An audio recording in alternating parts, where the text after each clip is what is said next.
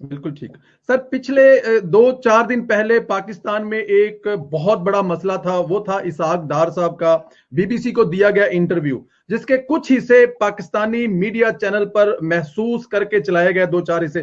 آپ سمجھتے ہیں کہ اس انٹرویو میں کوئی ایشو تھا، کوئی ایسی بات تھی جس کو اتنا یہاں پہ اٹھایا گیا پاکستان میں؟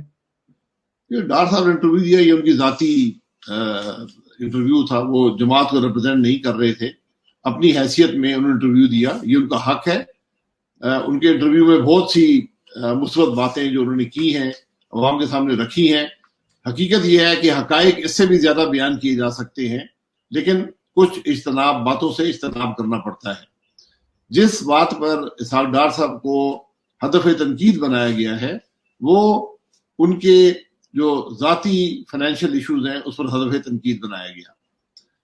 جو اس قسم کے انٹرویو ہوتے ہیں ان میں ہمیشہ جو جس آدمی کو انٹرویو کیا جاتا ہے اس کی جو بظاہر کمزوری ہو وہ تلاش کر کے تو اس کو انٹرویو میں اس کے سامنے رکھی جاتی ہے اور اس کو اس بات پر مزید سوالات کیے جاتے ہیں. اسحاق ڈار صاحب میرے دوست بھی ہیں، بھائی بھی ہیں.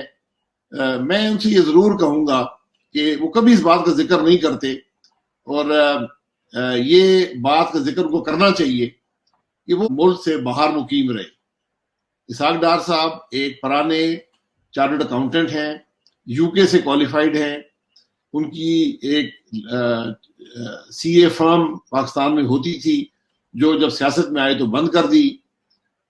اس کے بعد وہ فائنانس منسٹر تک بنے. ان کے اولاد آج جوان ہے. کوئی ایسا ثبوت آج تک نہ کسی کو ملا ہے کہ اسحاق ڈار صاحب نے کوئی کرپشن کی ہو. جو ان کے اثاثے انہوں نے بنائے ہیں ملک سے باہر کام کر کے بنائے ہیں.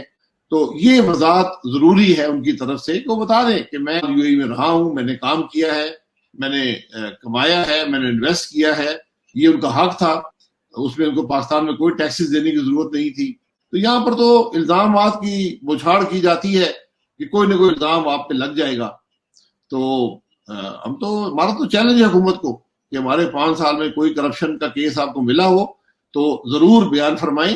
جو اس حکومت کے کرپشن کے کیس ہیں وہ اتنی تعداد میں ہیں کہ جب یہ جائیں گے تو انشاءاللہ وہ حقائق آپ کے سامنے آج تو دبے ہوئے ہیں، چھپے ہوئے ہیں، لیکن وہ حقائق عوام کے سامنے آئیں گے.